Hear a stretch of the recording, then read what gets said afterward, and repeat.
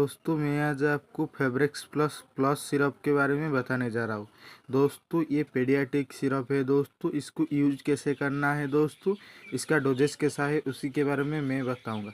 दोस्तों ये फेब्रेक्स plus syrup दोस्तों 1 से 3 साल बच्चे के लिए है। दोस्तों बच्चे को सर्दी हो गया है या बुखार हो गया हो, आप बच्चे को बहुत ज़्यादा खांसी हो रहा है, नाक से पानी आ रहा है, बहुत ज़्यादा सर्दी हो गया है, खांसी हो रहा है, बहुत ज़्यादा बुखार भी है, इस कंडीशन में फेब्रेक्स प्लस सिरप यूज किया जाता है। दोस्तों ये सिरप यूज कैसे करते हैं, दोस्तों 5 ml दिन में 3 बार, 1 से 3 साल के बच्चे के लिए। दोस्तों 5 ml दिन में 3 बार, सुबह दोपहर और शाम को खाना खाने के बाद डोजेस देना है। दोस्तों ये एक बोतल में 60 ml आता है। उसका प्राइस देखिए 82 रुपया 50 पैसा पर। दोस्तों ये इंडिको रेमिडलेस कंपनी प्राइवेट लिमिटेड